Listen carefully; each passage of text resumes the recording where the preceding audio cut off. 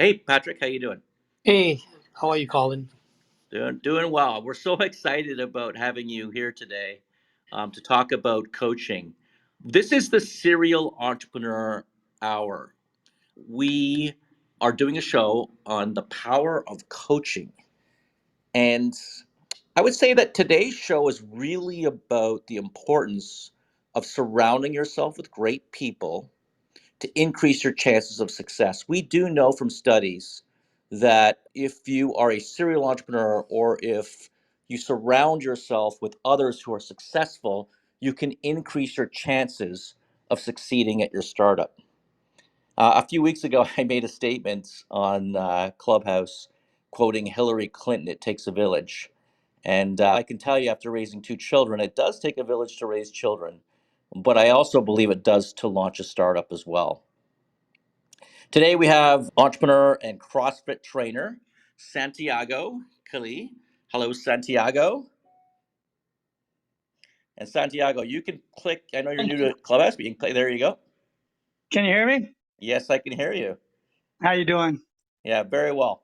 And we also have Patrick Thean from Rhythm Systems. So I just want to first introduce Santiago. He owns Riptide CrossFit out of Fort Lauderdale. And he just launched a shared office work concept called workfit.co. That's WRKFIT.co. Patrick Thean is a tech entrepreneur, best-selling author, and founder of Rhythm Systems. And he comes to us today to talk about the power of coaching for your startup. For those of you who know me, I am an unlikely candidate to sign up to CrossFit. I'm 51. I'm overweight, and since my 20s, I've been diagnosed with an autoimmune disease called ankylosing spondylitis. That was actually what Ed Sullivan had, if you remember him. It's basically a spinal fusion. I would sometimes characterize myself, if I was in the Wizard of Oz, I would be the Tin Man. So a little over a year and a half ago, despite my fears, I hired a coach. It was Santiago, and I just couldn't figure out on my own how to gain flexibility, lose weight, build muscle mass, and ultimately improve my quality of life. Jeff actually introduced me to Santiago, as Santiago was Jeff's coach as well. And I know, Santiago, you've been coaching now for 11 years. I'm not your easiest client, I can say that. But can you talk to me about the benefits of getting a coach for working out or CrossFit? And what are some reasons everyone needs a coach? Absolutely, Colin. Thank you for the intro. So there's a couple of things. There's a lot of layers to coaching, but a couple of things that I thought about for this is going to be number one, accountability. Having the accountability of a trainer due to, and then a second point due to the commitment that you make, right? So there's a commitment to yourself and your own health and your own needs, physical and psychological. As we all know, exercise is also a psychological and emotional thing.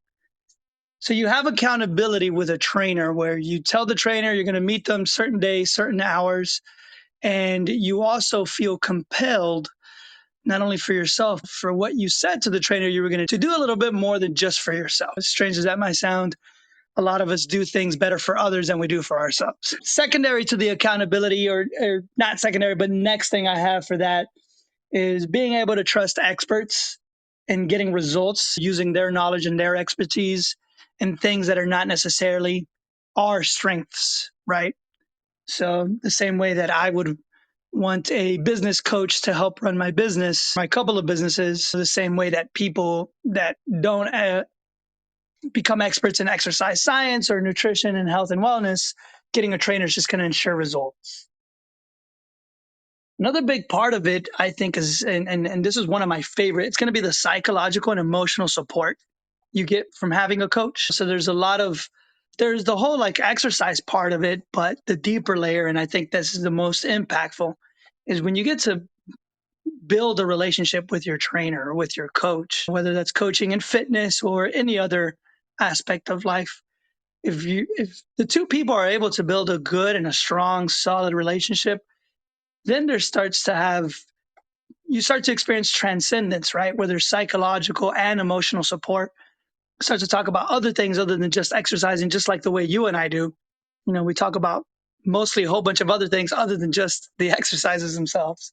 So that's powerful in itself. We're just human beings are driven by that psychological and emotional need. The other thing I would say is going to be, by having a coach, we inherently will push harder than if we do things by ourselves.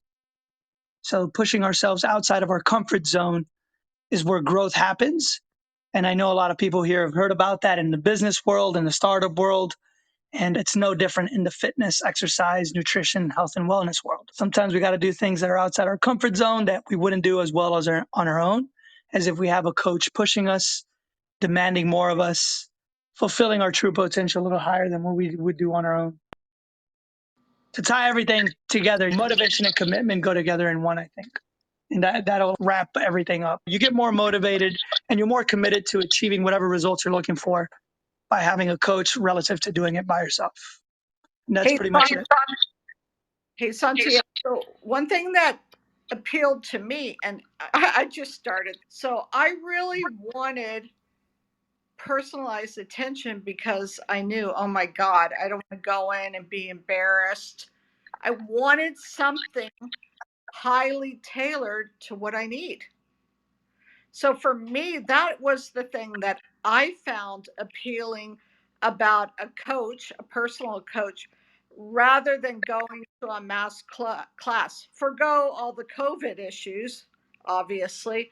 So I'm curious, what is your thoughts? You actually run a very popular CrossFit gym here in town, as well as have your coaches, including yourself, that do these personalized sessions. Like, when should a person reach out for personalized sessions rather than just being anonymous or whatever and joining a group class? I'm curious what your thoughts would be on that.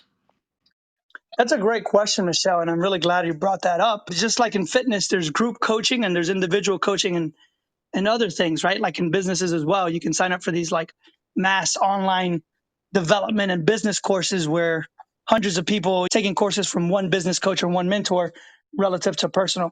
I think in the fitness world, you should get a personal trainer and do the one-on-one when there's a lot less experience, understanding, and a lot more self-doubt. So if you're a person who's never exercised or exercised very little, and you're 100% clueless, and you can admit it, you can recognize it, and you're also super fearful for your own well-being. You're like, I'm just so unsure.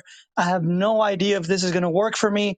I have no idea if this is going to be a good fit for me, if I'm going to get any results out of this, if it should be Orange Theory or CrossFit or Pilates or Pump 90 Fit or all these fitness options that we have out there as consumers.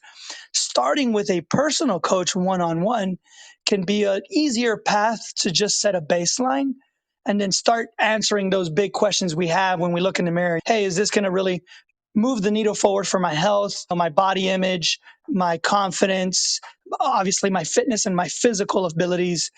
And by having one-on-one, a lot of people can answer those questions quicker than in the group environment. The timeline is a little bit faster one-on-one to also getting results because, like you said, everything's tailored to your individual needs or what your greatest needs are. Whereas in the group environment, it's like general physical preparedness or just general needs. Everyone should be lean. Everyone should be able to run. Everyone should be able to do functional movements. So we'll train you that way. But on the one-on-one scenario, we can really dive into the specific and particular needs. If somebody has an injury, somebody just never done anything before, starting one-on-one, and then eventually moving to the group environment, that'll be a conversation you'll have one-on-one with your coach.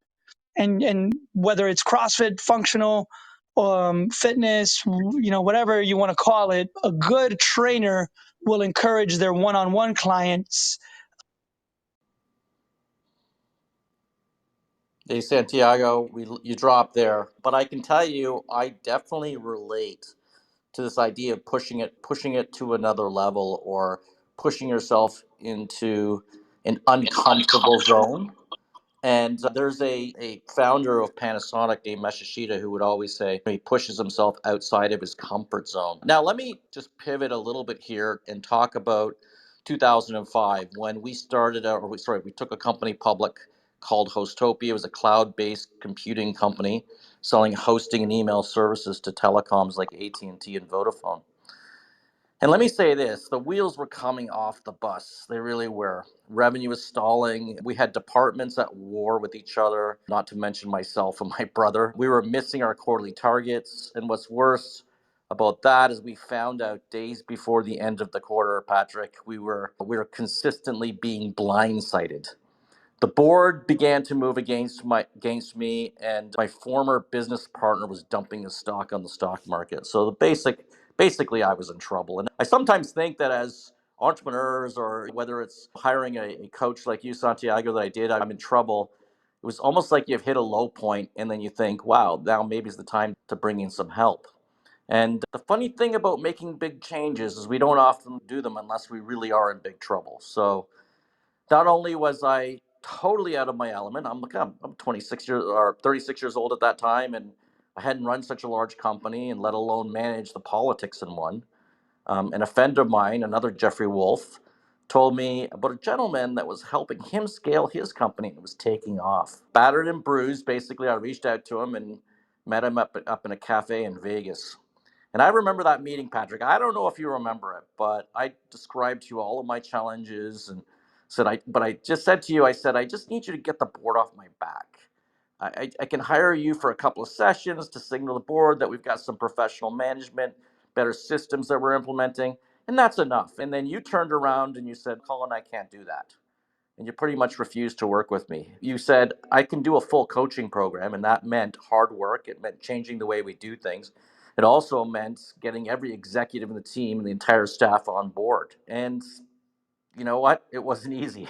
It was not easy bringing in a coach. Today, Patrick's been my coach for now 16, 17 years, coached me through multiple companies, multiple exits.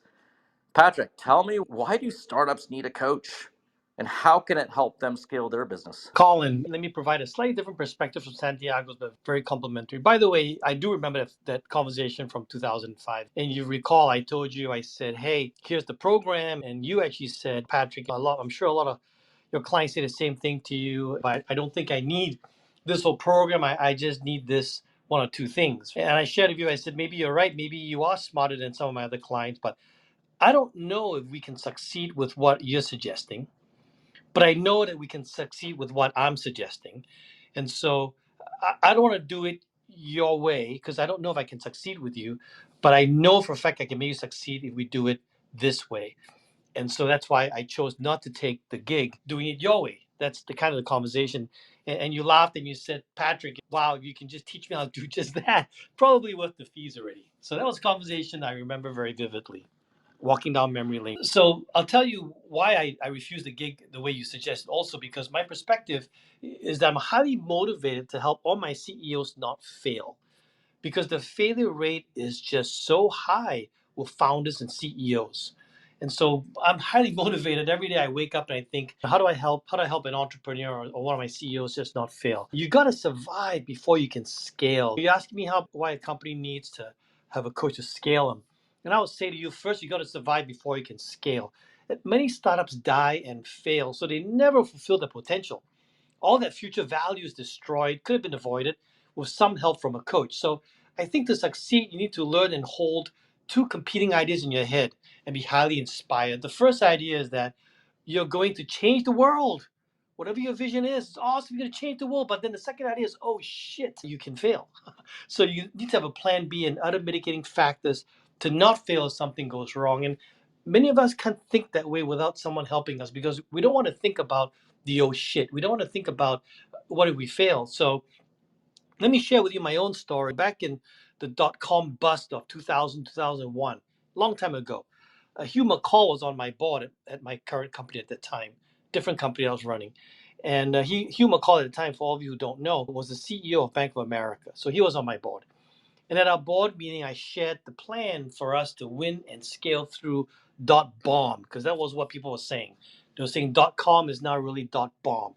And Mr. McCall said to me, Patrick, your plans are wrong. He said, first, you must survive, then you can thrive. Your plan's all about thriving. Come back to me with a plan to survive. Now, I did that. And if I had not received that coaching at that point in time from Mr. Hugh McCall, my company would have died. So thanks to him, I went back, built plans to survive before thriving. And hearing the story, it seems so simple and clear. But in a crisis, we'll miss the simple and clear. And someone needs to help us see the obvious. So that's one point. The other thing is that a coach will help you discuss and make better decisions with you. So I think of decision in 4 areas: people, strategy, execution, and cash. And a good coach will have good patterns that can be applied to your business so that you can learn vicariously from past patterns, past failures, apply that the right one to your business, and then you can hopefully escape making some of these mistakes. And I always put a rhythm in place for companies I work with because I want people to stop and think. And every 13 weeks, right, Colin, every quarter, I want you guys to apply the brakes and stop and think a little bit before you make your plans and then before you get something done. And by the way, Santiago talked about pushing people beyond the comfort zone. So for me, I do something a little bit different there. For me, I'm trying to help people see their blind spots. So a blind spot, if you drive a car, every car is a blind spot, right? Those are the spots that you can't see.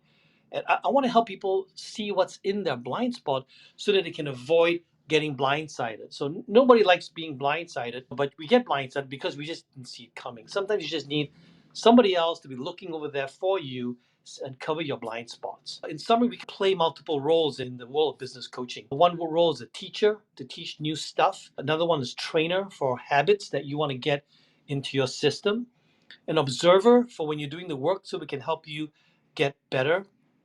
Accountability is what Santiago said. Accountability to make sure you own up to what you're supposed to do and get it done.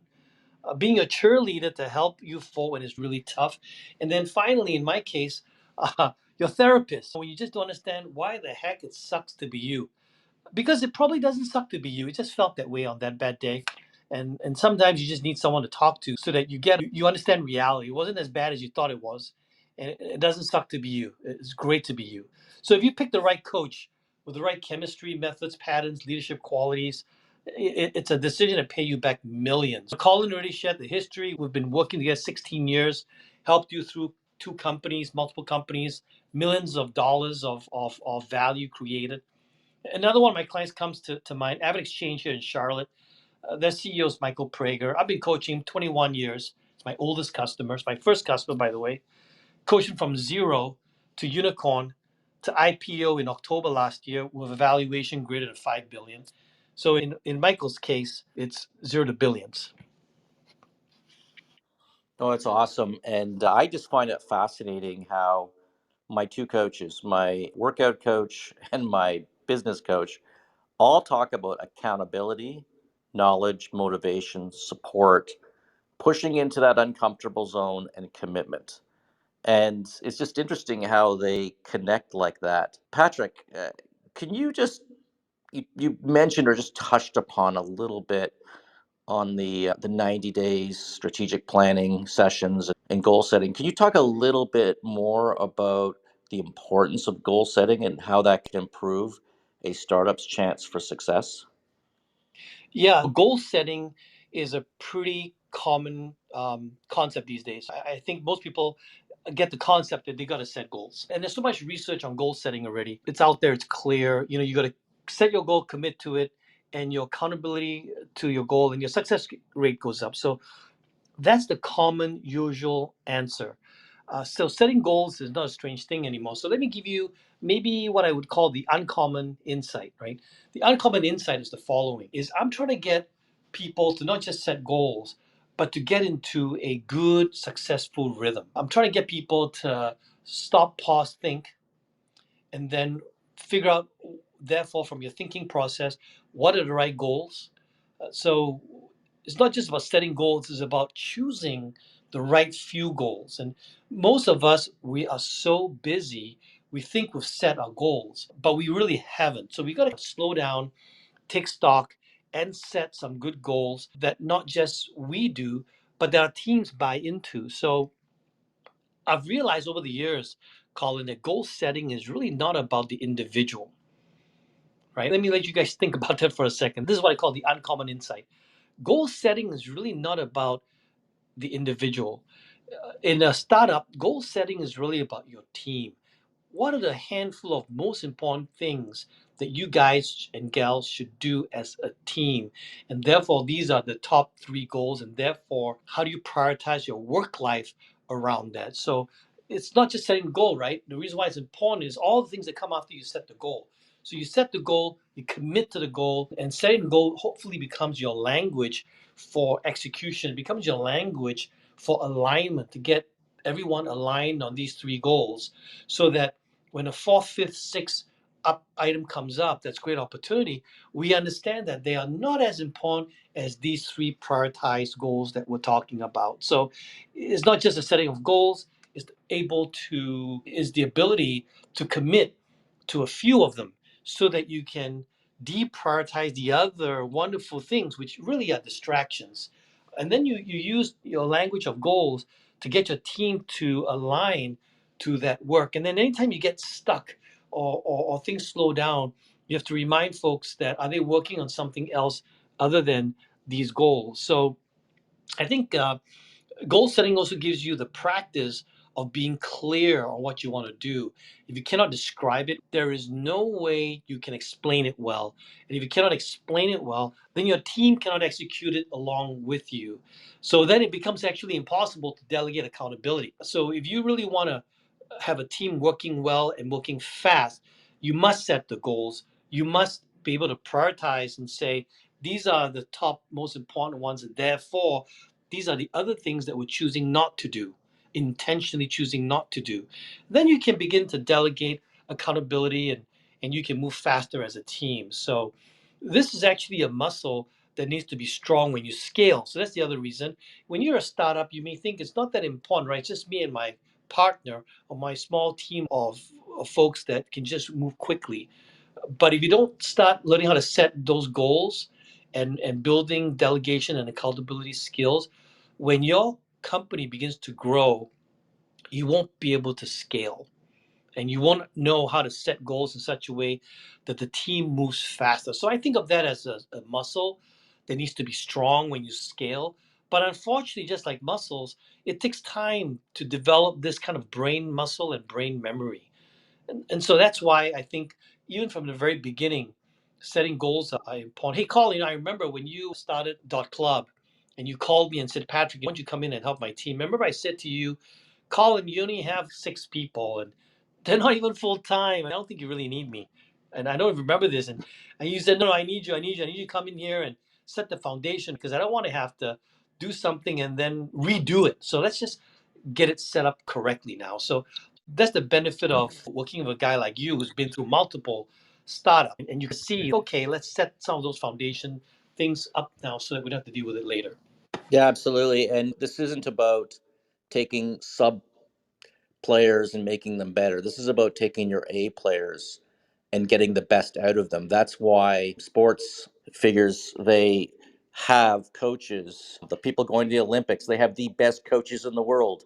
They do probably more coaching than anyone because you're trying to take these top players, the top talent in your organization, and make them better. Yeah. I just want to let everybody know in the audience, if you have a question, please raise your hand. We're going to open it up for questions with Patrick or with Santiago. Or if you have had a coach before and it's made a difference with your business, we want to hear your story. So please raise your hand. This is interactive. So, Patrick? Hey, Colin, I Colin, have a I do want question. to Oh, I do want to sorry, go ahead. share one last Go, thing with you Patrick. before what you just said about having your best become even better. That's absolutely the thought pattern I love for everyone to think about because lots of people think, oh my God, I'm sucking wind. That's why I need a coach. And that is not true. In fact, none of the CEOs I work with suck. None of them suck. If you suck, I probably want to work with you because selfishly, I want all my clients to really succeed. And my mission is to help people not fail. So it's really about taking the best and making them even better. Hey, Colin, I had a question, and I'm first of all, I'm happy to say that I've had the pleasure of working with both Patrick and Santiago. So I've been on both sides of this coin, and I love that both of you overlapped different areas and both talked of things as a muscle. You both mentioned you're both working on muscles, just different muscles.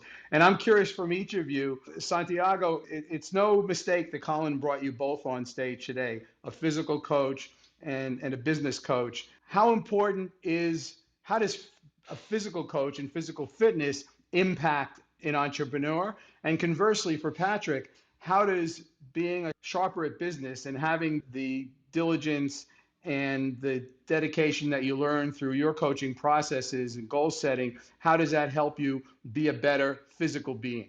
So how do you each help each other? Great question, Jeff. And when it comes to fitness, there's these three big building blocks of life that I call them. And these foundational building blocks, I think, will help in anything, but more particular to answer your question in business. And that's going to be exercise, sleep, and nutrition. And it's like the three big that we try to focus on as trainers in the fitness world is helping people realize that if you can focus on those big three, then other aspects of your life, such as business, your personal finances, and even relationships, are going to be better. And it sounds like a selfish approach to life, but as human beings, we need to fill our cup of tea first. Because if we don't do it, if we don't satisfy those biological needs of like our body needs sleep, needs healthy food, and it needs exercise. It's just the way we were built and the way we've evolved as human beings. And so if we satisfy those three, then what's going to happen is our mental and physical fitness, right, and our health are going to allow us to then excel and have a much sharper mindset at everything else that we need to do in life to have a happy, healthy, and successful life. Whether that's relationships with our family, our loved ones, significant others, or in business, in our business endeavors. Just and the research is out there, as Patrick is saying. There's tons of research out there. It's a science. It's not like a subjective opinion. So if we sleep better, eat better, and we exercise often, it just doesn't matter what we do. We're going to do much better at it because we're focusing on those big three, as I call it. And Santi, just a quick aside before we go to Patrick, how has your CrossFit coaching experience helped you now that you're starting a whole different entrepreneurial venture with WorkFit Co? Yeah, I like that question a lot. One of the biggest things that we do in CrossFit is we try to teach people from all walks of life in bits and chunk. We call it progressions. We try to teach movements in small pieces, and we try to celebrate small wins and daily habits to then eventually do the big, scary stuff that when we first start CrossFit, we don't think we can do. And then a year or two down the road, the consistency and frequency of going to the gym, eating a little healthier, sleeping a little better, that mindset is the approach we have in CrossFit. That's the mindset I'm excited about embracing for this new business endeavor where I'm not experienced or very knowledgeable in the co-working space, but I'm trying to focus on the daily habits and the daily consistent, frequent drip effect of learning about this new business. And I'm confident that if I focus on the little things, taking one step at a time, one day at a time, 1 week at a time, I'm not going to be I'm not going to be overwhelmed by this big, like hairy, audacious thing of, wow, this is a completely new field, a new industry for me. What am I going to do in 2 or 3 years if XYZ is not going right? And that's how I feel CrossFit and the CrossFit mentality is going to help me the most for this new endeavor. Awesome. Patrick, how does business coaching help you be a better person all around, including in physical? Santiago gave you the secret already, right? He said exercise, sleep, nutrition. Bam. The exercise, sleep, nutrition. So nutrition for me is the brain nutrition for you. It's learning quicker, applying quicker, learning faster.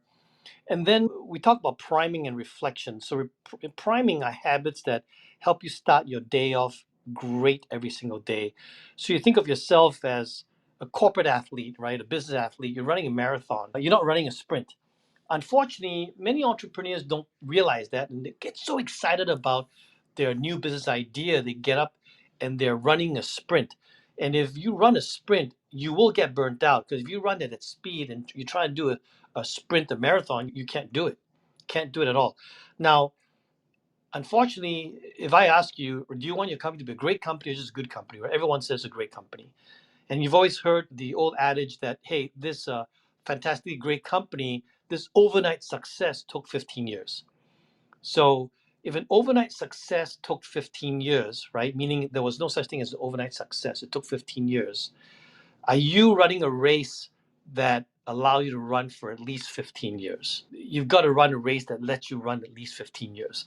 And I would also share, to answer your question about how does it make you better on the other areas, I believe that there's really one being, not two beings. In other words, some people say, this is how I am at home, that's one being, and this is how I am at work. That's a work being. And really, it's just one being. So anything that you learn on the work side to make you a better leader, the habits that help you be a better leader, be a stronger worker, those kind of things, better results. A better leader at work makes you a better husband at home, or a better wife at home, or a better sister, a better brother, better father, better mother. So that's one concept. And the other one is, I would say that when I coach, I actually have a pie chart, and when I begin with a customer, and I actually do this every year, I'll ask them to divide the pie chart in terms of how much energy is being spent. And then I have three categories: self, family, and work. And I've discovered is that for a lot of entrepreneurs, it's a lot of work, a little bit of family, and none on self. And that is a formula for burnout. So what I try to do is help people have the correct pie chart for their life. And by the way, the correct pie chart is not one third, one third, one third.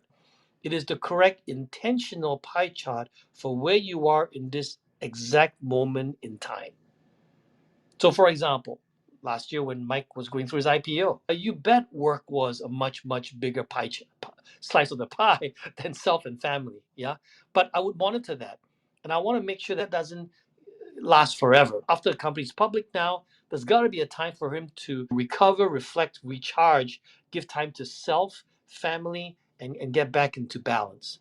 So again, I want to emphasize balance doesn't mean one third, one third, one third. It means you have the right pie chart intentionally for exactly where you are in life and in work. Oh, I love that. Thank you, Patrick. that's great. Do we have a question from before we open up to Stephen? Do we have a question from Rachel, Michele, or Kelly? No. Okay, so Stephen, you are up next. Do you have a question, or do you have a story about how coaching has made a difference in your life? I'll be short in both. Combine it. Coaching has made a difference with me this way is I find people that what was interesting in Santiago talked about like CrossFit, and Patrick talks about a person he coached with an IPO. I know finance, I know CrossFit, and I think it's really finding people that can coach you that are really good at something. And I was given this advice. I'd like to know what you guys think. I used it and it worked effectively for me, but I don't know if this is effective for everybody. But I was told to run through this. First, two things: make sure I've coached somebody on something myself before getting a really good coach. So I want to know if that's true. And then the other thing I was told was this: before getting a coach, know this. One, who do you want to learn from? Two, what do you want to learn? And three, make sure to what end you want to get. Make sure you're really clear on to what end. And that seems simple because, oh, I want to just learn X, Y, Z. And I was told, no, really want to learn who you want to learn from, what do you want to learn, and to what end, and be super crystal clear on that. On the finance side, it's interesting. I connect with people, and I connect with some people that do coaching and whatever. And I have a good network of people for whatever he's coaching. I said, look, if you're really good at it, I know people that are willing to spend money that for people that are really good at something to be around them, to be coached by them. Anything somebody can come up with, if they're really good at it. If you're in the top 1% or better, small fraction of a percent of what you're good at, people will pay to be around you. People will pay to get coached by you, and there's plenty of people with the money that'll spend it. And that's why I think this app, spurs that. But my question would be that: what do you think of that idea of know who you want to learn from, be really clear on what you want to learn, and be really clear to what end? Would love to know what you guys think about that when I'm done speaking. Yeah, Santiago, do you want to take that first? To me, it's about visualizing success. When I sat down with you first, you asked me, what do I want to achieve? Start at Santiago. Yeah, absolutely. Thank you, Colin. Good question, Stephen. And I like where your head is at. And I agree wholeheartedly. Taking the time to reflect on objectives. Who do I want to learn from? What do I want to learn? Definitely makes selecting a coach a lot better, or the process at least easy for sure. In today's world, coaching is becoming more and more popular, more and more accepted, and more people are seeking it out, which is awesome. But yeah, of course, having those objectives will help narrow in the world of possibilities something that's a better fit. And Colin said, maybe having a sit down before deciding on who's the coach or what kind of coaching. And one, for yourself, first to have some clarity, and then two, to be able to establish that clarity with the person you're looking to work with will 100% not only expedite the process, but just make it a lot easier for everyone. And I think increase the chances of success. And along the way, of course, being open to adjustments, because at least for me, when I started in the world of fitness and, I've been playing sports my entire life, but when I started in the world of coaching, my head was going one way. And then with the evolution, experience, and time under tension, as we say, we evolve. So being able to also evolve with that is extremely important. So, Patrick, this idea of visualizing success, is that important for startups? Absolutely, absolutely. Now, Stephen said three things though. He said who, what, and the end. So you're asking about the last part of his question, which is absolutely, you got to visualize success. And part of our process is to help you to visualize success. So I want to touch on the other two things that he said though. One is who. And I would say you need to select well versus pick a personality, right? Don't get in love with the idea of someone and go, I really want this guy to coach me. You don't really know if there's chemistry or not. I've gotten people that called me and said, Patrick, I really have to have you as my coach. And I said, I don't know. Let's just meet first because I may not be the right person for you. So you want to look for chemistry. You want to look for, does the person have the kind of patterns that you're looking for? And I say patterns, not experience, because patterns can come from observation of the industry, not just experience. In fact, I think some people make the mistake of saying, if I want to get a coach who's done everything I'm about to do. And you don't need a coach that has done everything you're about to do. In fact, you want to be really careful that a coach doesn't try to make you a version of themselves. All right. So be very careful. Sometimes a very successful coach will think that his or her way is the only way. And be careful who you select. And the last thing I want to mention is what. Know what you want to learn. And on that one, I would say no. Instead, I would rather you be curious because most of the customers I have, when they call me, they tell me what they think they need. And I ask them a very simple question. I say, hey, are you the one that's a professional at figuring this out? Or am I the one that's a professional at figuring this out as to what you should learn? And then they pause and they say, I guess you're the professional. I said, okay, good. Then why are you crimping my style? Why are you telling me what you need? And I found that if I can get them to be open and curious, right? Not say, this is what I want, but be curious about what they need to learn, they have a much more exciting outcome. Much more exciting outcome. So I would inject a huge amount of curiosity and openness as to what you need, because unfortunately, this is why I specialize in working on the blind side. Blind side is because we don't see it, and that's why we get smacked up the head, because that's what we say when we get blindsided. So be curious, be open, and you probably need something that you don't know, because the problem with saying what you think you need to learn is that you don't know what you don't know. That's the problem. So be very open and very curious. Said. Olivia, you're on the stage. Do you have a question or a story you'd like to share? Hi, yes, I'm sorry. I came in a little late, but I don't know if someone already talked about this, but CrossFit was my first experience with coaching. And I think the biggest takeaway for me, like, it was realizing, like, okay, you want these results? Cool. Are you actually willing to put in the work it takes to get there? Because if we bring it back to CrossFit, let's say we all want to go into CrossFit and get like a beautiful body and abs and everything, it takes a lot of work and commitment. I think I can translate into everything in my life. Okay, I want this. I need to figure out what I need to do, and am I actually willing to put in that work?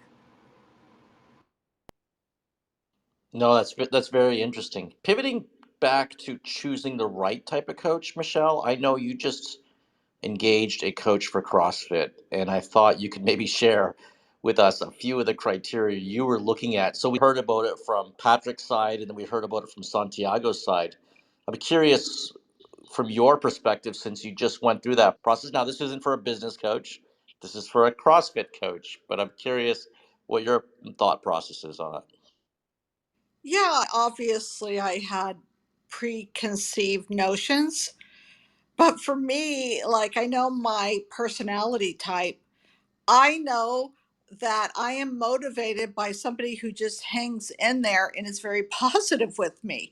And my past experience with physical fitness was that it typically was not that. And I actually also wanted a certain sanitary condition, etc.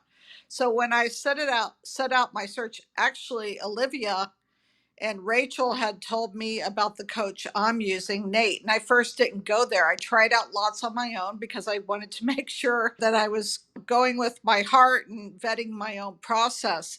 But yeah, for me, I think knowing myself, and I don't know that everybody feels that they can pick their own criteria, but I knew if I was going to stay with it, and I'm new, so that's still to be seen, of course, but I knew if I was going to stay with it, it had to be somebody that I knew that would be extremely supportive. I don't deal well with people being negative with me because I know that I am pushing hard.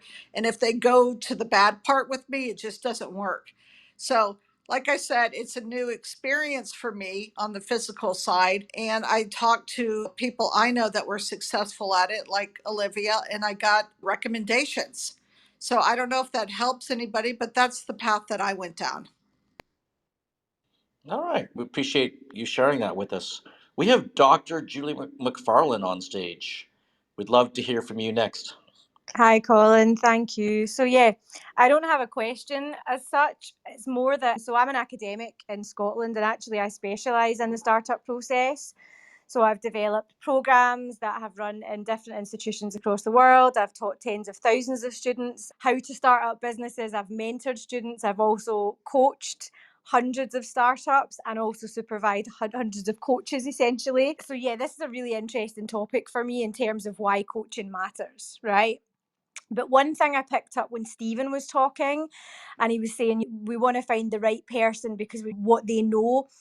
To be honest, the reality is, I think Patrick said it. Your coach doesn't need to know because that's more like a mentor than a coach, right? For me, the coaching is the facilitation of your knowledge and you finding out and your discovery, as opposed to someone coming with a bag of knowledge and telling you what to do. That's more mentoring, especially by definition. And in terms of coaching, it's the self-awareness, right? It's the awareness of self, but then the awareness of the process of entrepreneurship and the way of the process of startup and that clarity. And coaching sometimes gives people that space to take a step back and observe things that they maybe wouldn't otherwise observe when they're in the middle of kind of fighting fires. Because you guys, Patrick, you'll know, Colin, you'll know, all of SMEs are in the process of fighting fires on a daily basis. Founders have a million and one things that they have to consider. So that ability to step back, refocus, and also have someone to hold you to account. Now, I know someone else mentioned that accountability thing. And that is really, especially when I've worked with SMEs, especially for some founders that are maybe resistant to change, but it's not me that's making the change happen. It's them questioning their own awareness of certain situations, whether it's customer awareness, whether it's capabilities awareness, whether it's strategic awareness. But it comes down to the founder's self-awareness. And coaching has the unique ability to allow individuals to take that step back. And you mentioned also, Patrick, beliefs. There's research that I've been working on with Dr. Pamela Lard from Harvard. She developed a paper that talks about beliefs turning into behaviours, turning into patterns of behaviour because of your blind spots, right? And you mentioned the blind spots. But what nobody's talked about are what these blind spots are. So I created a contextual empathy map recently that basically maps out what these blind spots are. And they're things in individual life, and they're also things that are in the wider omnibus context that John's talks about. And it's the same thing that impacts the entrepreneurial process, which was in my own PhD thesis. And that's what my research is about. It's about context impacting the startup process. But both of these contextual factors create blind spots for the founder and also the founder as the individual. So coaching has that ability to create awareness that nothing else does. And it's not about me as the coach creating the awareness. It's about me actively listening, probing you with really detailed questions and holding you to account and giving you space. So yeah, that's what I wanted to share. I know it wasn't a question or a story about it. I'm sure I've got some coaching stories, but yeah, I hope that was of use. But yeah, that was just my comment. Thank you. Hey, I have a question for Patrick. So obviously, or at least it feels obvious to me, maybe it's just me. I think most people like the idea of having a coach, but is that always economically feasible? Like maybe everybody cannot afford it. So I'm curious for a lot of folks here in the audience, like how do you go about getting a coach if you're not quite there yet and you're just dying to get one? I can remember so many times in my career, I would just pray that I could afford a coach, but I couldn't. So, what would your suggestion be, Patrick, to folks here, our members of the audience? The word afford, Michelle, is a very interesting word. You said love to have one. I paraphrase you. Love to have one, can't afford maybe. Okay.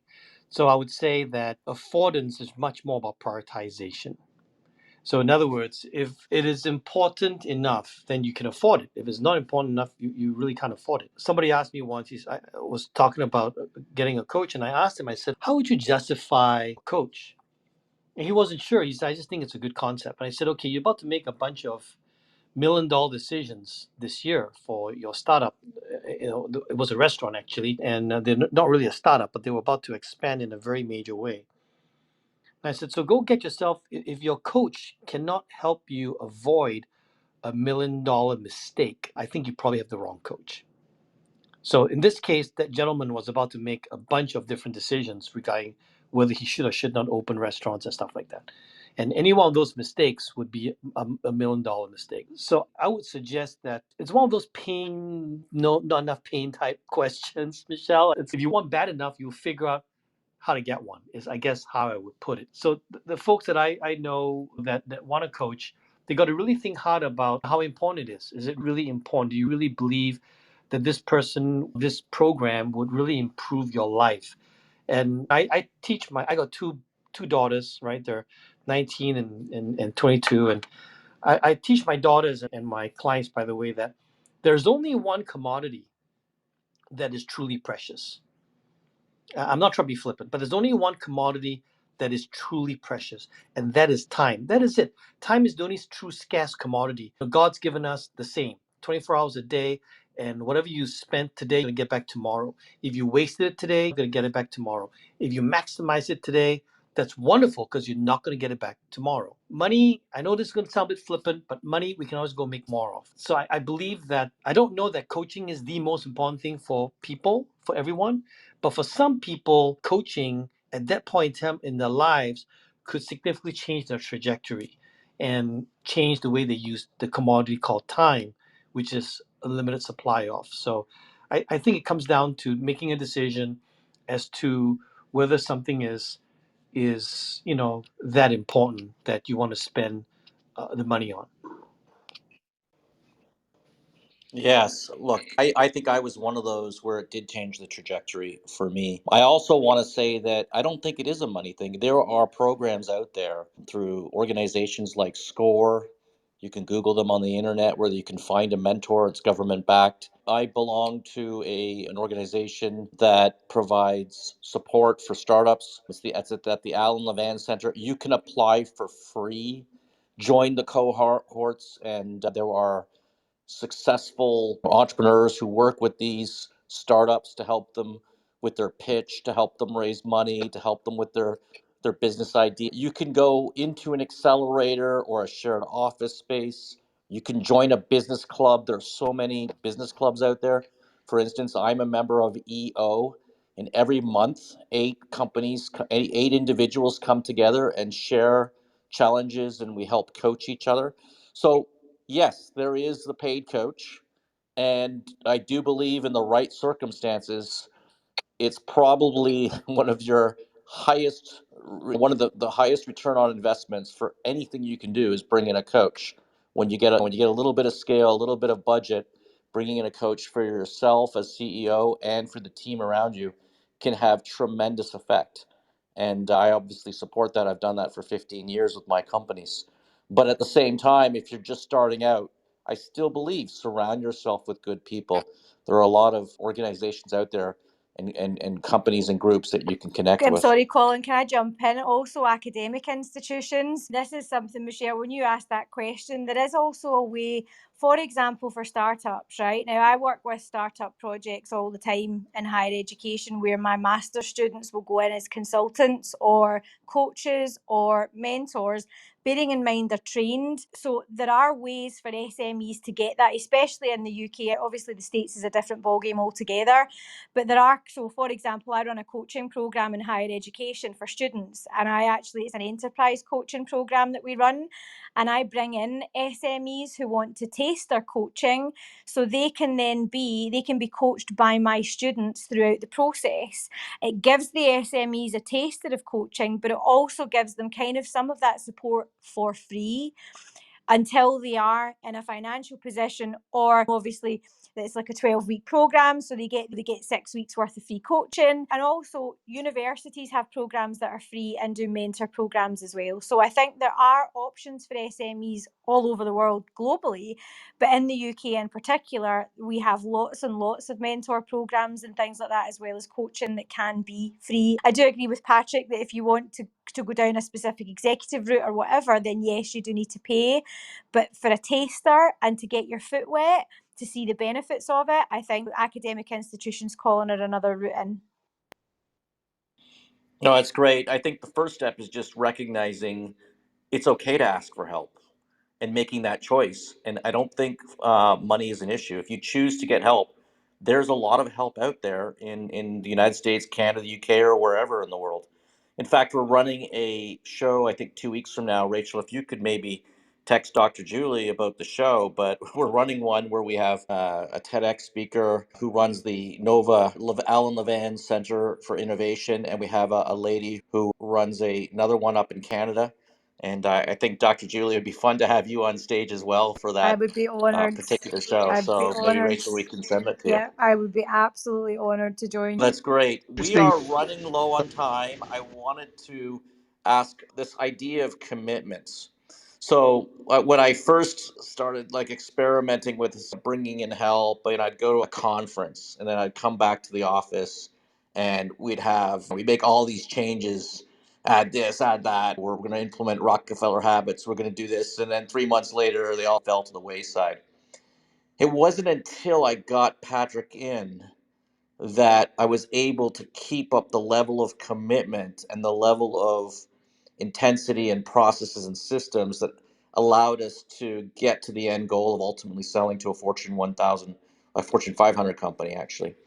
And I think of also you, Santiago, about commitment, how I've been with you now for a year and a half. And I truly, sometimes when I wake up in the morning, I know I'm going to be working out. I'm like nervous and almost like, I don't want to do it, but I have that commitment and I've managed to stick with it. So just Santiago and Patrick, before we close out here, I was hoping each of you could just talk a little bit about commitment and why coaching helps with that. Santiago?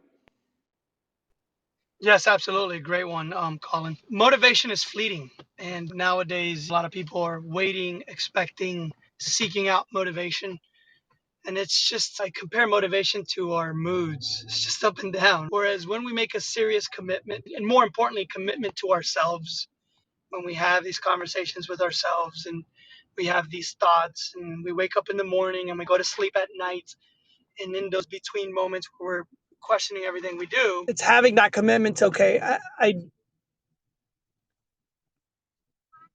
I deep inside know what I should be doing, and I know what I should be doing. Uh, Having commitment to that and making an assertive decision, and then once we have a commitment to ourselves and we bring somebody in on that commitment, that only solidifies and enhances that determination to complying to that commitment. All right, great. Patrick? I think Dr. Julie said it best. As a coach, all I did, Colin, was bring out what was already in you. So as a coach, we don't create commitment. You really chose to sign up to a program. So your choice. You made a choice, and then you've got to commit to that choice. When clients commit to their choices, I enjoy myself coaching. When clients don't commit to their choices, and I become the kindergarten guy that tries to make you do what you don't really want to do, that doesn't work. So commitment really comes from you. And in our case, it did come from you, right? You realized that the program was important versus an event, and then you committed to the program. So the commitment really comes from you and is critical. Absolutely. And when I think back on both my CrossFit and on the work that you did as coach for my businesses, the commitments occurred because I had confidence I was doing the right thing. When you're on your own, you don't necessarily have that confidence. And by the way, the people around you don't necessarily have that confidence in you as well as a leader. But I just felt like I had the confidence, and because of that confidence, I think that's what helped with the other thing too. Is quite frankly, I just didn't want to let either of you down. You worked so hard to help me out. I felt like I needed to reciprocate by actually delivering the results. I know that sounds weird. It sounds a bit odd. Wouldn't making another $1 million motivate me more than embarrassing myself in front of Patrick at a strategic planning session? I don't know. The reality is it's having that commitment, confidence, and the people around you. So thank you very much. Any last words real quick, Patrick or Santiago, before Well, we I think close? it's what Santiago said just now, right? Is that you sometimes do perform more for the other person than for yourself, and you just said that. So that's very insightful. Yeah, that's great. And I just wanted to let you know, if you haven't already done so, check out the session last week with Jeffrey Moore inside the tornado, crossing the chasm. It's on Startup.Club. Rachel, next Friday, we have another author coming on. Can you just share who that author is? Do you have that handy? Colin, hey everybody. I do have that information handy. However, he did cancel with us with intent to postpone. So I'm working with him now on getting that session All jotted right. down at a later date. But we've got John Mullins coming up on the 4th, the February, the customer funded business. He's going to be joining us with Vern Harnish, the author of Scaling Up and Mastering the Rockefeller Habits. And so we're going to be talking about financing and growing your startup in customer funding. Oh, that's great. And we have a number of other authors. And if you really want to be in the know, go to Startup.Club and sign up to that email list. It's incredible the kind of people that we're bringing onto the platform. Thank you very much. Again, the power of the community, Dr. Julie, Olivia, Stephen, everyone on stage, Patrick and Santiago, thank you very much. We shall see you next week on The Serial Entrepreneur.